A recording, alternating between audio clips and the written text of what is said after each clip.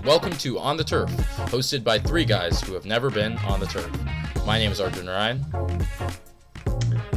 I'm Rohan Patel, and we're missing Shri quite clearly, but we are joined by our how many times has he been back? This is 5 times, but at this point we can stop counting.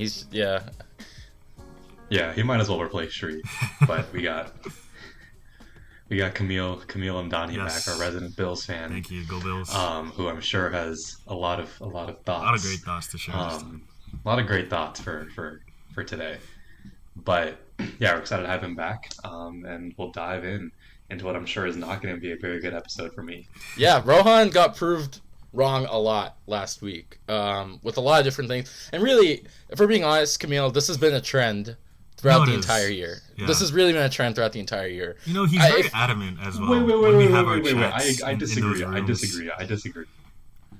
Really, I think I've been right on a lot of things. If I may. Trevor Lawrence being mid. I was right about the Ravens coming into the year. No, please, Arjun, please speak. Let's go on a little trip down memory lane, shall we? At the beginning of the season, Rohan was saying the Bills are not making the playoffs. He made a big deal about the Bills not making the playoffs. And for a while... Frauds? Did he say? He looked like he said something like, for a while he was like, oh yeah guys, I'm gonna be right. And me, I was there with the measure take, I was like, I think the Bills are gonna sneak in the end. I thought the Jets were gonna win the division. Obviously that's not happening, but I thought the Bills, Josh Allen, they're gonna get them in. And then the past couple weeks, right after the Eagles game, Rohan was like, oh, the Bills are done. I'm right guys, the Bills are done. Boy. And look where we are now. The Bills absolutely thrashed the Dallas Cowboys last week in Orchard Park. Josh Allen attempted, 15 passes? Completed 7 of them. Yeah. It really didn't have to be... Lots of drops as well. Lots of drops, and didn't have to be the hero. And look, we'll get to the Eagles later, because that's Rohan's other take that was proved wrong this past week. But we'll talk about them later. But first, starting off with Buffalo just destroying Dallas, Dallas is a team I like a lot, and I think all of us can agree has been a top 5 team for the past 2 months. But let's start with Buffalo. What do you guys think? Is this team, for me, this win has solidified Buffalo as the second best team in the AFC, and this is the most confident I've been in Buffalo since in the Josh Allen era, despite the fact they're outside the playoff picture, that they can win and make the Super Bowl this year. Yeah, I think the big thing with me when I look at the Bills offense, and the Bills team in particular, they're no longer being stupid. With Ken Dorsey, he had his scheme, he had his overcomplicated stuff, and he would just keep forcing it. He would never change. He would never use what worked. And he would be adamant in using what didn't work until it did. And it essentially never did. With Ben Johnson... sorry, not Ben Johnson. My mind's thinking ahead. With Joe Brady. Yeah, with Joe Brady. He just kind of keeps things basic. If something works, he locks into it and he uses it and he keeps things simple. And he adds wrinkles as well to the offense with motion, with lots of pre-snap looks that actually keep the offense innovative and simple at the same time, using simple routes, simple play designs. And you just look at this past game. He's not using Josh to a fault. Past Bills offenses, they have been entirely Josh Allen. This is one of the few times where you just look at the game and the Bills are just beating you as a team. They're using James Cook. They're using that run offense. They're running the run. They're ramming the run down your throat. That offensive line, it's probably the best in all the Josh Allen years up to this point. And Joe Brady is not afraid to use it to its full potential. And it's really just a great thing to see. And I think it portends for great things in the future because it's a sustainable way to win games. It's not just the Josh Allen chuck it, fuck it show 24/7 as we have been accustomed to seeing. And you look at the other side of the ball as well. Rohan, you were telling me the Bills' defense wasn't a top 10 unit the other day. Look what they did to the Cowboys' offense. Dak Prescott, nobody's even talking about him as an MVP anymore. That's a clown take if you put that in the media nowadays. And who did that? The Bills' defense. Sean McDermott has this team. He's finally has them gelling, after all the injuries that have been happening. And, hey, don't speak too soon, but Daquan Jones is looking to gear up again. I saw that. That's a very worrisome thing for AFC teams down the line. I'm just very optimistic about this Bills team, and I say that as someone who a couple weeks ago was about as down in the gutter as a Bills fan can be. Yeah, before we move on to Rohan, because I do want to hear Rohan's full thoughts on this. You came on the show right after the Eagles game, about 3-4 weeks ago, and you were talking about fire McDermott, time to start anew. And since then, the season that shows life in the NFL. It couldn't have been more different than it is right now. So where are you right now with McDermott and what he's been able to do in terms of retooling the offense and the defense, surviving some key injuries? Listen, my thing with McDermott, it's not that I have a grudge against the guy. It's just he has certain things that he was unwilling to change that hindered the team to a very large extent for many years. These past few weeks, now it's a very short period of time, but he's shown change in those regards.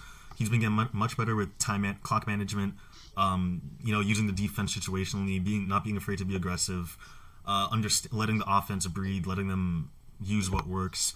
And if he keeps doing that, if he keeps just going down and winning games, I'm not going to complain. I'm going to let the guy do his thing. And it looks like the team is still behind them. He's coaching them very well. If he can get us to the playoffs, I keep the man. I mean, it's been a great turnaround. We just need to see it more consistently. That's really all. Rohan? Okay. I'm willing to admit, perhaps I was a little bit wrong. Perhaps I was a little bit mistaken. I think, I did say, to quote myself in the last podcast, I did say, if the Bills win against the Cowboys, my thoughts on them will change a lot. And having seen this game, I'm willing to admit that I think they're definitely going to make the playoffs, and I think that in a very wide open AFC, this could be their year.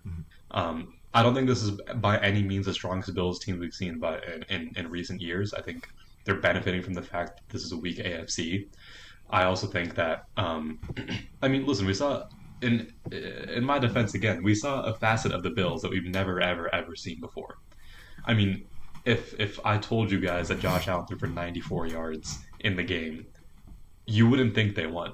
You would think that they got blown out by a lot coming into this game. I don't think any of us thought that this could be an offense that ran the ball this effectively. I mean, for years, this has been a Bills team that has been, like I said, Josh Allen reliant, can't run the ball. And they flipped a switch and were able to do that and just dominate in that way against the Cowboys this weekend. So if the Bills can keep this type of play up, if James Cook can be that guy, if their offensive line can make this an elite rushing team, then sure, this is going to be a playoff contender, a Super Bowl contender, because they have a complete offense now. They have a rush attack and they have an elite quarterback. I'm not willing to say, I'm not willing to bet my money that this is the best team in the AFC right now. I think we've seen other teams who are more consistent and who have shown who have played better football throughout the entire season, which I think counts for something. But I am willing to admit that this Bills team is better than I thought it was. They're going to make the playoffs, and they will contend with the Dolphins for that AFC East title. I still think that it's the Dolphins to lose, but I think the Bills are up there now. I'm just going to say, quick little, 3 years ago, the Tampa Bay Buccaneers were 7-5 coming off of their bye and did not lose another game to end the season and went on to win the Lombardi. I'm just saying the Bills started their win streak after that bye with the win at Arrowhead. We could be seeing something here. I don't know. I could very well see this Bills team winning the Super Bowl or at least making the Super Bowl this year. But let's talk on the other side, Dallas. This was a team I had at number 2 on my power rankings going into this win at Buffalo. I picked the Bills to win the game, but I did not think the Bills were going to win to this degree. I did not think the Cowboys were going to get thrashed in the way that they did. This is, for me, this was a Cowboys team I thought that was different in the past couple of years. McCarthy and Dak could figure out an offense that could really be safe with the ball, would not get beat down like this. But this looked a lot like how they got beat down against San Francisco back in Week 5, facing a good team and just not looking competitive and did not show up. So what do you guys think of Dallas going forward as they currently hold the lead still in the NFC East because of Philly's loss, which we'll talk about a little bit later?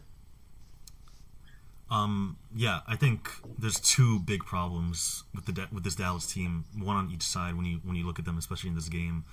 On defense, they're just kind of tiny, I know they're missing a couple guys, I forget their names, and that Cowboys fan were saying affected their run defense. But still, they were just bullied from start to finish. And it's really worrisome because, they have a great pass defense, but if teams are just going to keep on abusing them in the run game, like if you look at each of their losses, they have been doing. It's just very worrisome come the playoffs if they could play that physical game, especially if they're going on the road, because then you get to the other problem on the offense. I'm not sure if this team can really play on the road. Dak and CD and that offense, they love to light it up when they're at home in the dome, playing well in front of Jerry and all that. But the second they go on the road, I just feel like they fold. Obviously they played a good Bills defense. McDermott had a great game plan to contain them. But Dak and CD and those receivers, they just didn't seem like they really wanted to be there. I don't know. They couldn't get in a rhythm. They're dropping passes. Just didn't really know. Couldn't string together any good drives. Really, the only thing they had going was Tony Pollard on the run. But when you're down 21-3, a quarter in, you can't really just run your way back into a game.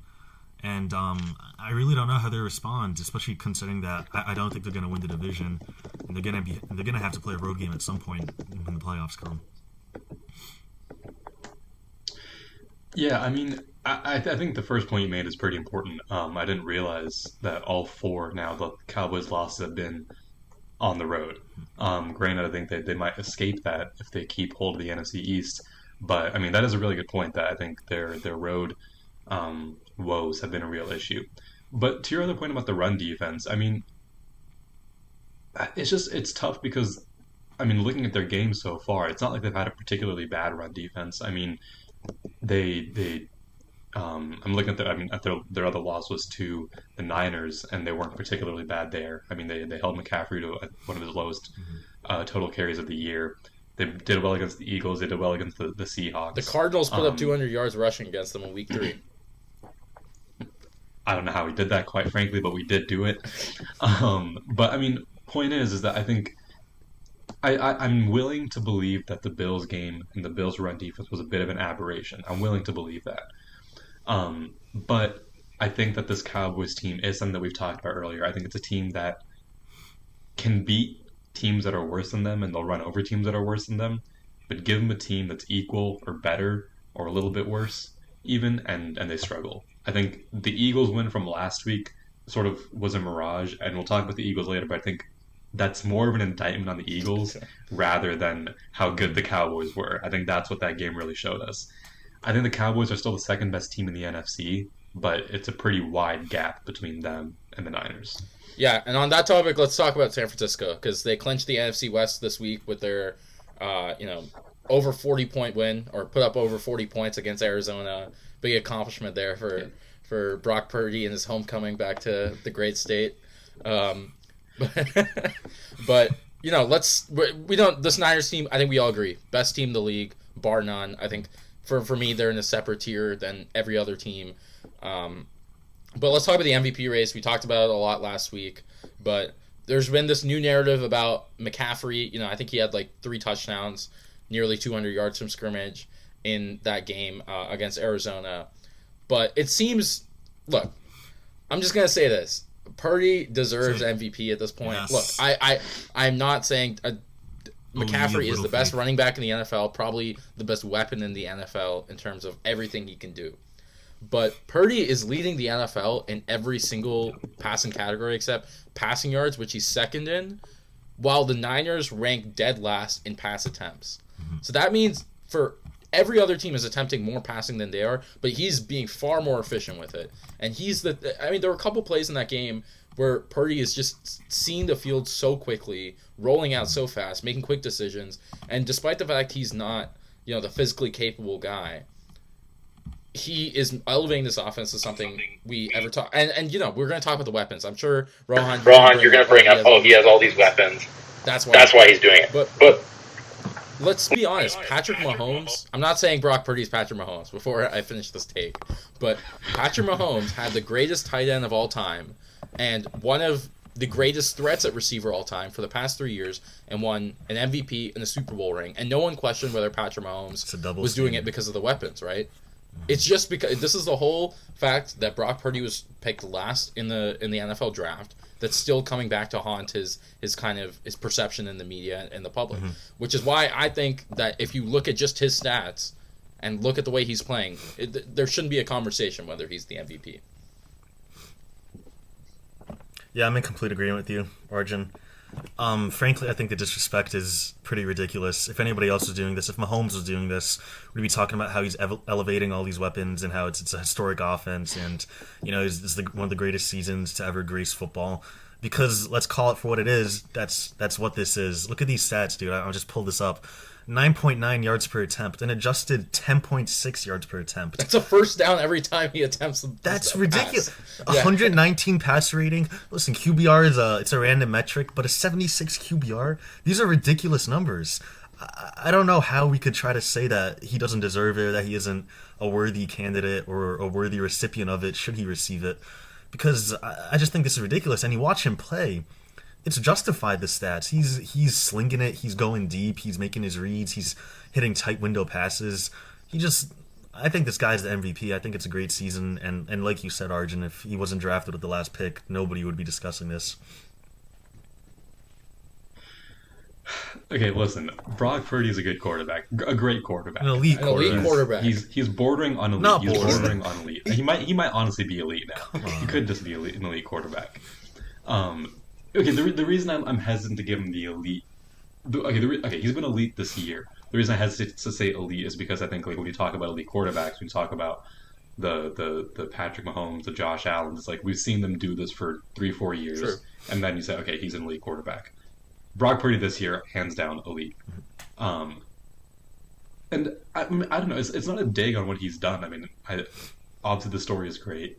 Love an Arizona guy, but I mean, I just think that when you're talking about the most valuable player of the NFL, and the most valuable player on this team, first let's talk about this team. I struggle to believe that it's not Christian McCaffrey.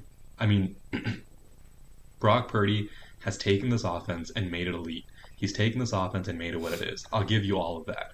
But at the end of the day, you're looking at a guy, he's going to throw for about, if we project it out to what it would be, he'll have about 30... he'll have like 36-ish touchdowns. He'll have less than 4,500 yards. I think when you look at past quarterback performances, purely based off of the volume of touchdowns, the yards they're getting, it's usually more than that for quarterbacks that win MVP. And when you look at McCaffrey's doing, no one is doing what he's doing. I mean, what he did against the Cardinals, granted a bad offense, or a bad defense, and Brock Purdy had a day himself, but no one does that. No one gets 187 yards scrimmage nowadays and gets 3 touchdowns, especially a running back. It's nearly unheard of. Hold on. Let's see what his stats are for this year. He's already at 1,292 rush yards, and he's added another 500 receiving. So he's at about 1,800 yards total scrimmage. He'll easily surpass 2,000 by the time the year's over.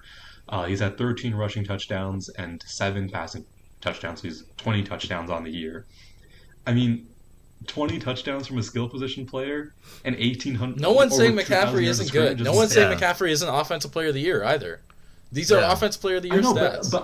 But I don't get how he's not the MVP. Because I'll tell you exactly why. For this team. Because less than a year ago in the NFC Championship, Brock Purdy left that game and didn't come back. And what did that team do with just Christian McCaffrey? Nothing. Okay. Obviously, you need a capable quarterback. They didn't have a quarterback. Are we forgetting that Josh Johnson or whatever also got hurt? I'm not saying Josh Johnson was going to save him, but let's not it's the same argument that you're using. I think if you take Christian McCaffrey out of the equation for Brock Purdy in this offense, it falters a lot. I don't think so. No, I disagree. I strongly disagree. But I think Purdy, this offense is still... Take away the best running back in the league. He's the best pure running back in this league in terms of running ability, I think, at this point. Or at least this year. And on top of that, he's also the best pass-catching back as well. So I think you have someone who can do it all for you. And it's kind of ridiculous to think that taking him out of the game and the Niners just chug along the same way that they do before. But let me ask you this. Jordan Mason is not going to be equal at all. So, there were a couple games where it was Jimmy Garoppolo and Christian McCaffrey last year. And, this offense it was still very good. Jimmy was winning games for them, but it was not nearly this next level good. This offense literally cannot be matched by anybody right now. Exactly. Yeah, but they work in conjunction. Your argument, one of your arguments is that it's wrong to blame Brock Purdy for his weapons, and say that, oh, he's like, we shouldn't say that, oh, he has good weapons, so he doesn't deserve MVP. Which is a fair argument. You need weapons to win. But at the same time, for Christian McCaffrey, let's look at the flip side.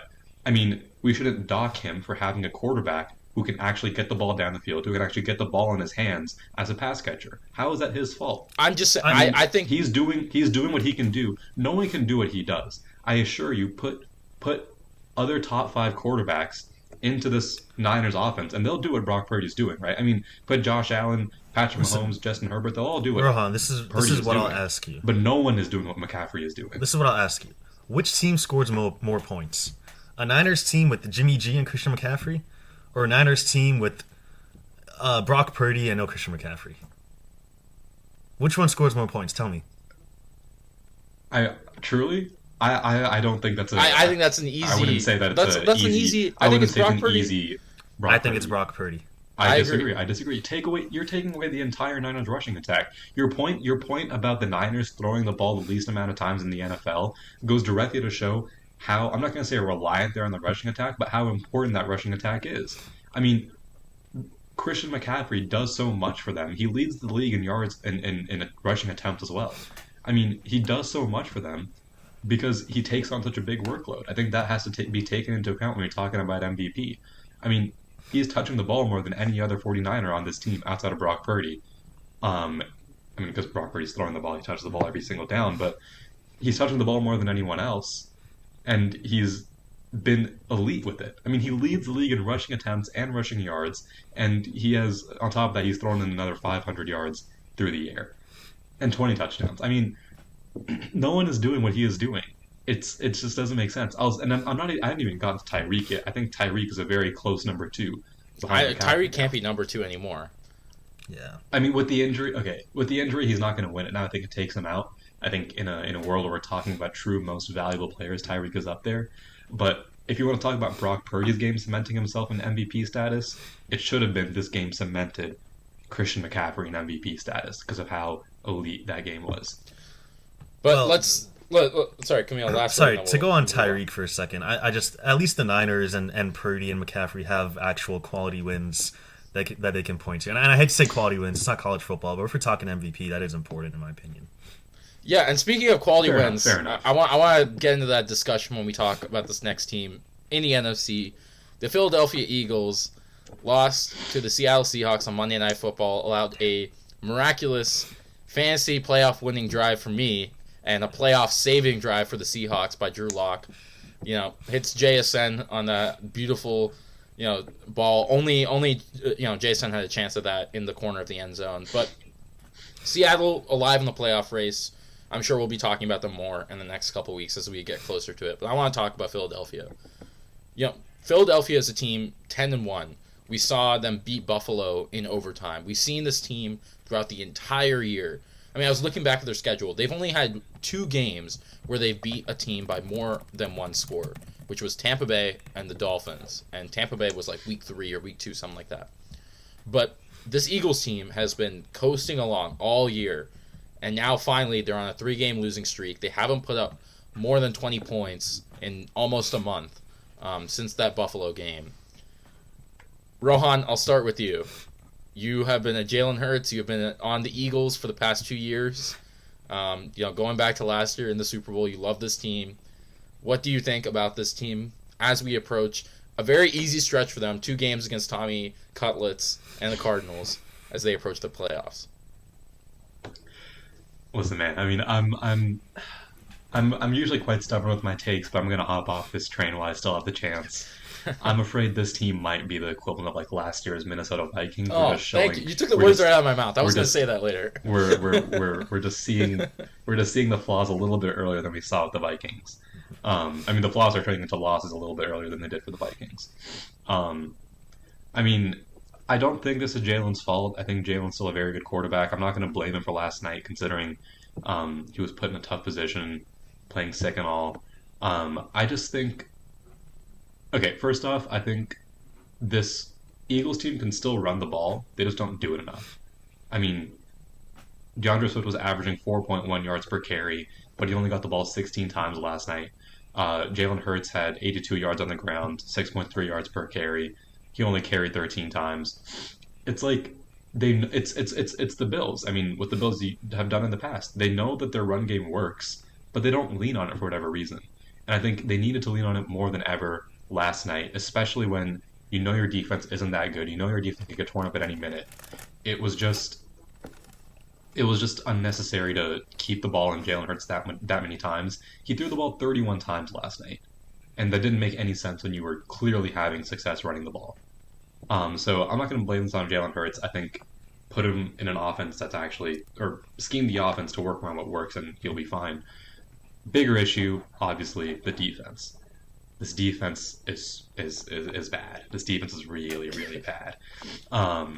Their secondary is garbage. I don't know why. I mean, you have your two cornerbacks returning. You have Bradbury and Slay back. Slay was out. You added Kevin Byard. Yeah. Or Slay was out. Slay was out last time, but I'm saying you have them back from last year. Oh yeah. And this is an issue that's not just Darius Slay. I mean, they've been bad all year. Yeah. And it just doesn't make sense to me. They have all the talent that they should have to be good in the secondary. They added an all-pro safety in Kevin Byard in the middle of the year. I don't know. It doesn't make sense to me. It really doesn't make sense, but they're bad. They're just bad. And they have shown no ability to fix it either. Yeah, I think they have, at least on the offensive side, what I like to call Ken Dorsey syndrome, wherein you have your talented offense coordinator leave, and you need a new one, and so you ask your stud franchise quarterback who you think it should be, and so obviously you put in a good word with your buddy Ken Dorsey, and in this case Brian Johnson, who is clearly in over his head. You had Christian McCaffrey sitting on his couch eating chips, telling you what the next play is going to be, and yeah, Rohan, like you said, just a refusal to lean into what works. I think that's the most frustrating thing when you have a coordinator who, for whatever reason, just thinks they're a genius and wants to win their way and wants to do all this and show how smart they are and show how they could beat you any way they want, as opposed to just doing what works and getting the ball into the hands of your players who will win it for you. It's a similar issue that Arthur Smith deals with, and it's one that's really sinking the Eagles right now. Because like you said, they run the ball pretty much better than anybody. They have a great offensive line. I just don't understand why they're not leaning into it more. And as far as the defense goes, it's just bad. Like, you got Drew Lock, that stud white boy just stunting on you essentially. And that's crazy, bro. Like, he's flexing that shit on you. He's locked in, man. How can you let that happen? Like, and it's a Drew Lock legacy game. Drew Horsecock Lock, man. And sorry. Yeah, I really think that like I said, the defense has been pretty bad. But for me, I mean, the bigger issue here, I think at the end of the day, they only gave it 20 points. It's not ideal to Drew Lock, but 20 points, your offense should put up more than that when you're the Eagles. And they didn't run the ball enough. And the most frustrating thing is they don't get the ball in the hands of their playmakers. Yeah. You have so many playmakers. Tell me why A.J. Brown has 5 catches. Tell me why Devontae Smith only has 5 catches. I mean, I say this as an A.J. Brown fantasy owner too, but get him the ball. Yeah. I mean, their offense was humming earlier in the year when you run, and then A.J. Brown does a little curl and go, and then he gets open every single play. I mean, and what's more than that is, I know we we make fun of coaches who call screens all the time. I can't remember the last time I saw this Eagles team call a screen for their wide receiver. Yeah. And it's frustrating when you have two players who are great in space in A.J. Brown and Devontae Smith, and when you can't get them the ball downfield, you need to find other ways to get the ball in the hands of your playmakers, and they don't do that, and it shows. Yeah, I mean, sorry, just one quick point. That stretch of their season, immediately after A.J. Brown throws a fit and demands the ball more, and hey, it might look like a diva, but that's their best player. That's one of their best players. Yeah. Football is won by just letting your best players do good things with the ball. I don't get why coaches don't understand that. Sorry, Arjun, you can go on. No, go ahead. I mean, I'm glad you brought that up. I think what this season is, look, this defense, even last year, I'm going to be honest, I was saying this during the playoffs, which is why I picked the Chiefs back then, but this defense is not as good as it was touted to be.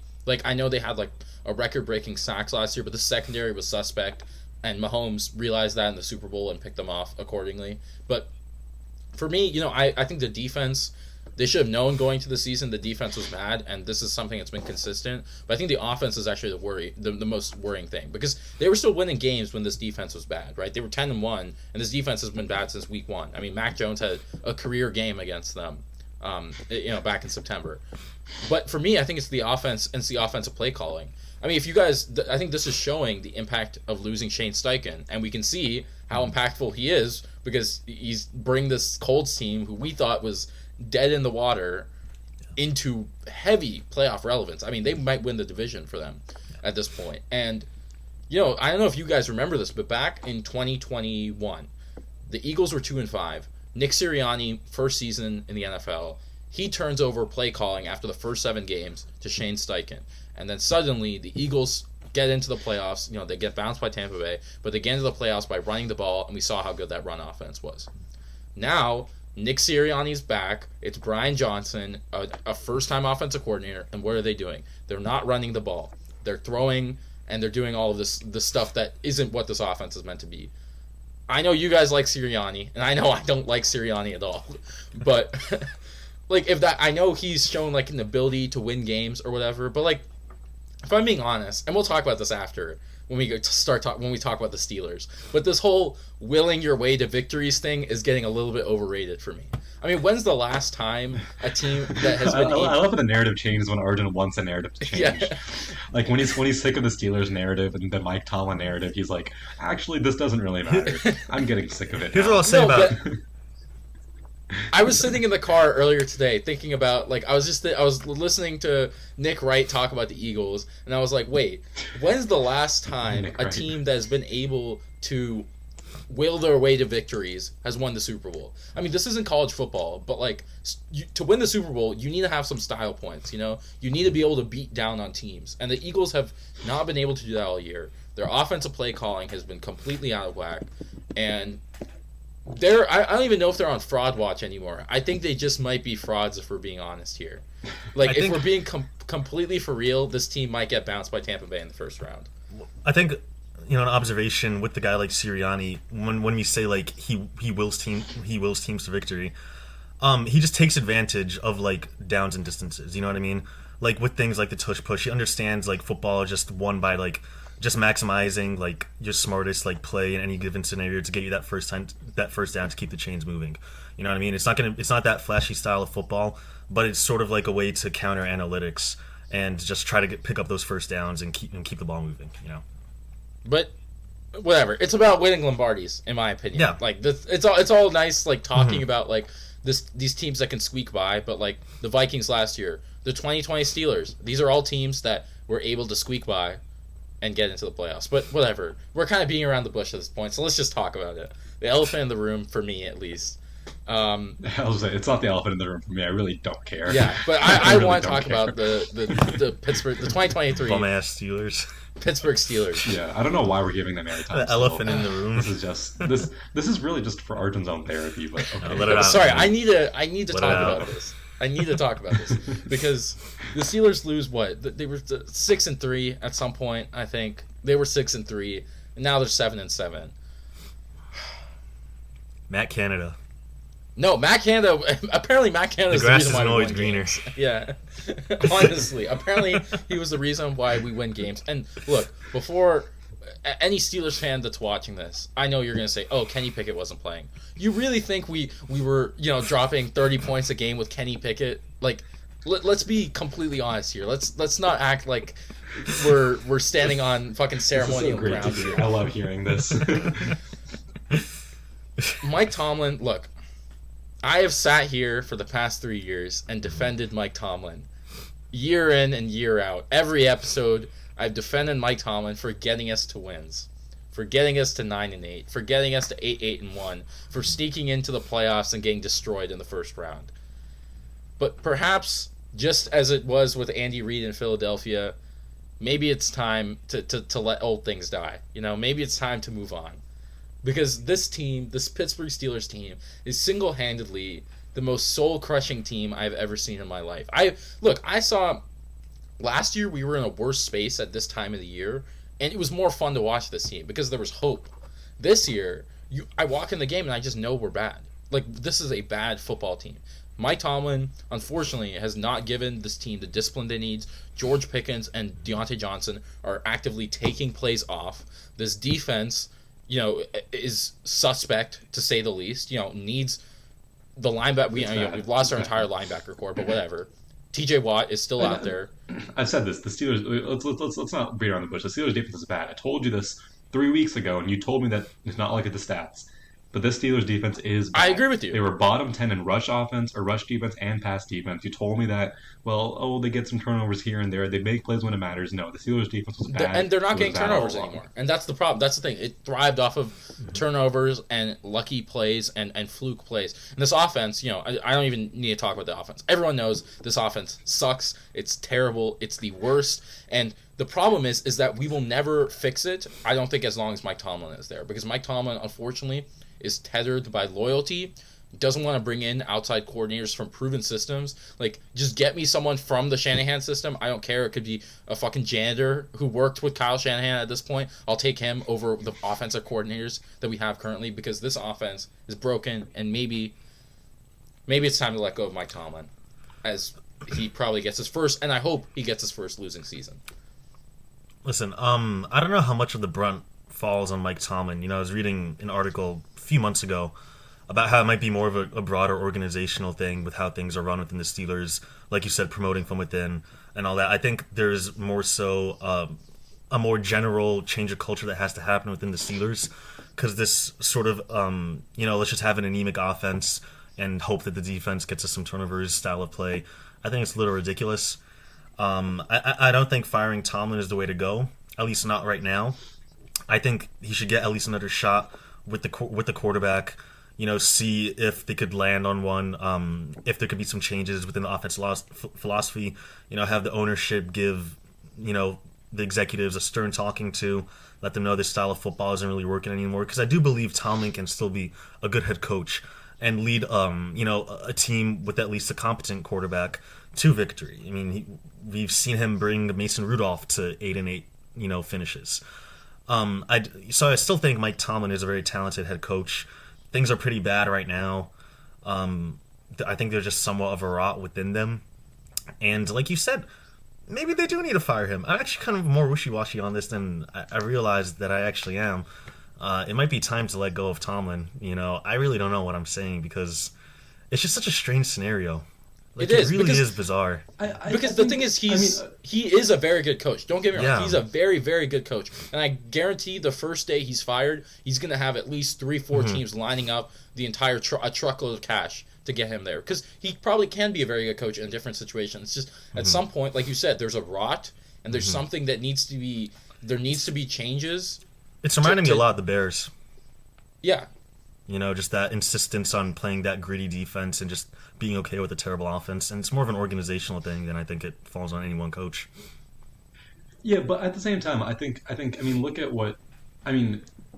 Tomlin had really great success when he had a good quarterback, an elite wide receiver, an elite running back. They played a style of football that I think is more modern football, right? Granted, it didn't turn into a Super Bowl, but you were dealing with the Tom Brady Patriots back then. It's a tough ask to get a Super Bowl in that time period. I think he has the ability to adapt to the modern NFL. This year hasn't been a good example of that. He's been playing like he still wants Najee Harris to, be Jerome Bettis or something. But, but I think, I don't know. I as a Cardinals fan, as someone who has dealt with a different coach for every 3-4 years or less than that, you're privileged to have the same coach for nearly your entire lifetime, right? Yeah. Wait, hold on. Oh shit, my AirPod died. Can you guys just be silent while I finish my monologue? Yeah. Yeah. Okay.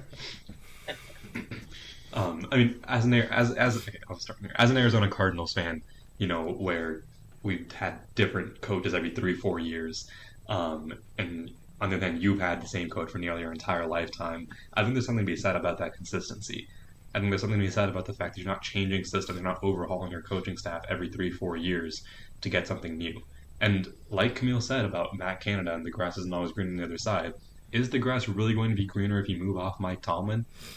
Don't you think he deserves a chance with an actual quarterback. He hasn't had a real quarterback in the last 7-8 years. I mean, or maybe not 7-8 years, but I mean Roethlisberger wasn't good the last few years of his career, and then Kenny Pickett's obviously not it. So I think like give him a chance with something with an actual offense, an actual quarterback, and he could make something happen. I think it would be, especially after this year, it'd be very, very preemptive to let him go and assume that something better is out there, something that's going to push you guys in the more modern direction, when that might not be the best case scenario for you guys. And I say that and Kamil can back me up too, that it's not always, getting a new guy isn't always going to be the best option for the team. And I mean, I've seen that multiple times. Yeah, I think the thing is, for me, it's just we need an offensive change in philosophy. And if that doesn't happen, then I am ready to let go of it, because we've seen offensive coaches are the ones who get these teams to the playoffs, and unless a defensive coach is willing to embrace an offensive philosophy, a la DeMeco Ryans, or even what Sean McDermott's doing right now, even hell what Jonathan Gannon is doing, that's a creative offense in Arizona with the personnel they're working with. They need to bring in someone who's smart, who's innovative, and not live on the dregs of NFL offense. It was a really impressive performance from him. But before we close off today's show, let's do a quick game picks for the biggest games of Week 16. Two games that are absolutely huge, one of which between probably the two best teams in the league right now. Let's start off with the Fraud Bowl, because both of these teams are called frauds. Whichever one wins may be called a fraud still, because haven't beaten a fraudulent team, so I don't really know how it works. But the Dolphins are playing the Cowboys. I believe it's at Miami. Dallas at Miami. Miami is favored by 1.5. Tough game, but I'm going to take the better team here. I think the Cowboys get a road victory. I think it's tough. I think the Dallas is a better team going forward. I'll say I think Dak Prescott has a good game, bouncing back from last week. I think good teams coming off of a loss, humiliating, almost always play good the week after, and I think Dallas is going to bounce back. I'll say it's a close one, but Dallas wins 27-26. Yeah, like you said, big Fraud Bowl coming up. I think the cream rises to the crop. Biggest fraud comes out on top. I think the Cowboys, or sorry, wait, what am I saying? Can I restart that? Yeah, I might keep it in still, but yeah. I think the lesser fraud wins this one, that being the Cowboys, since the Dolphins are the biggest frauds in the NFL. There you go, that's my point. Listen, the Dolphins aren't going to win this game. They can't beat good teams. The Cowboys, I know they masquerade as a good team, but even then it's going to be too daunting for the Dolphins to overcome. And they're feeling the heat, man. They're feeling the heat. Buffalo Bills breathing down on their necks. Angry Cowboys team going to be coming in, wanting to make an example out of the fish. These guys, I've seen it year after year. They just don't know how to win games in December. Like, I really just don't trust them down the stretch. They always collapse. And Mike McDaniel, listen, great offensive mind. Been saying it for the past 2 years. I don't think he's a great head coach. And I think this December stretch is going to show it again. Final score, let's call it 27-21 Cowboys. Rohan, I already know you're going to pick Miami, but go ahead. I disagree. I mean, if you asked me this last week prior to what just happened, I would have said the Cowboys 10 times. But after what I saw this week, give me the Dolphins. And let me give you some reasons. First off, big win against this Trevor Dolphins Siemian. Team. No. I'm saying it's more so, more so the Cowboys loss. The Cowboys loss is an indictment on them. But I mean, this Dolphins team, top 10 defense in terms of rush yards and pass yards. I think that they've it's really gone underrated that this defense has played its part well. I think the return of Jalen Ramsey has been very important for this team. Who have they played? Sorry. Since Jalen Ramsey got hurt? It's a great question. Go look at it. Show some scintillating info. Okay, granted, maybe not the best teams that they play. Maybe they haven't played the best teams. Also, Arjun, my AirPods are dead, so you're going to have to edit all of this out. But just let him monologue. Yeah. Granted, yes, not the best teams, but still overall, and this is for the entire season, this team is top 10 in rush yards allowed and pass yards allowed. This team is also number 1 in offensive pass yards, number 4 in rush yards for their offense. This team is still dominant in every aspect of the game, and put them up against a Dallas secondary that's been torched recently, and that was torched just 2 weeks ago by DK Metcalf. I can only imagine what Tyreek Hill is going to do to them. The Tyreek Hill and Jalen Waddle combo, I think, is going to be very, very deadly for this Miami team.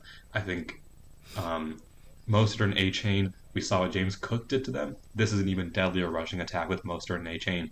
The offensive line is a bit worrisome with Connor Williams, their starting center, out for the year. But I think if they get their other offensive lineman back, who they said should be coming back soon, namely Teron Armstead, they might be okay offensive line-wise. I think Dak will have a good game. I think he'll still relatively struggle compared to games had in the past. I think this defense is vastly underrated. I think the Titans game was an aberration. And I'll say give me the Dolphins, call it 30-24. All right, final game picks. The biggest game of the weekend. Potential Super Bowl preview. Hopefully not. But the 49ers at the Ravens. Christmas showdown for these two teams. The last game of Week 16. I'll say it. I think the Niners are the best team in the league. I have the Ravens at 2, but I think the Niners are in their own tier. I hate the Ravens, but I can't lie. They're a very good team right now. But I think Brock Purdy solidifies, if it already shouldn't be solidified, but solidifies for all the non-believers that he is the MVP this game. I'll say give me 300 yards, 3 touchdowns. Perfect game from him. I think the Niners on offense force, the Niners on offense keep the Ravens on their toes. Lamar has to pass. I think, he's had some turnover issues. He hasn't been amazing. He's been making some good plays, but, still turning over the ball a little bit. I think the loss of Keaton Mitchell will hurt the Ravens a little bit as well. Give me the Niners winning 28-21. Yeah, I love the Niners, obviously. Best team in the NFL. I just don't think the Ravens are going to come out here and get dog-walked, particularly on the defensive side. I think this Ravens defense has been really playing lights out, getting big splash plays consistently while also just being able to limit teams offensively in what they do.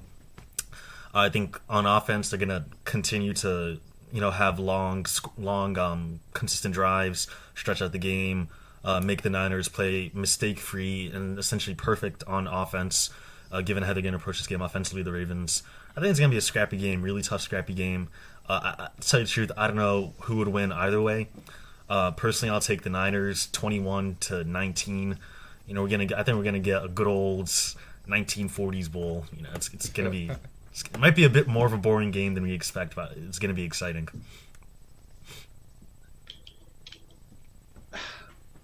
Let me start by saying I think the Niners win this game. I think they're a better team than the Ravens.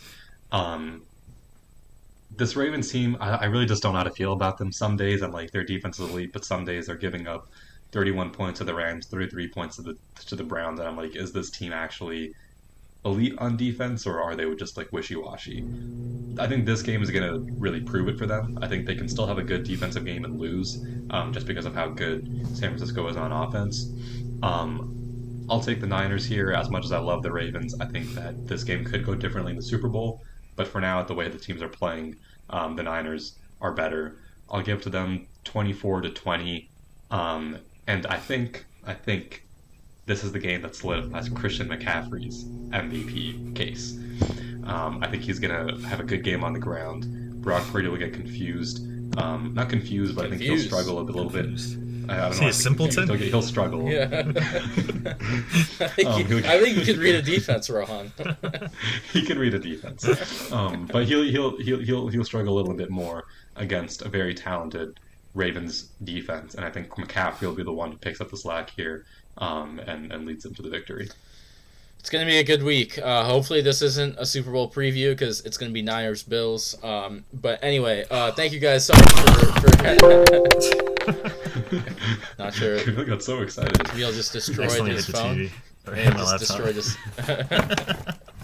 But thank you guys so much for listening to this episode. It's been a lot of fun. Camille, I think we'll be on the show for the next couple weeks. I'm not even sure if I'm gonna be in Europe next week, so I'm gonna try my best to be on it. But it might just be a Kamil Rohan No, don't talk about the Steelers next week. But anyway, thank you guys so much for listening. Please check out our Instagram for all of our picks, power rankings, and things like this. My name is Arjun Ryan. I'm Rohan Patel. I'm Kamil Lemdani. And we'll see you next week on the turf.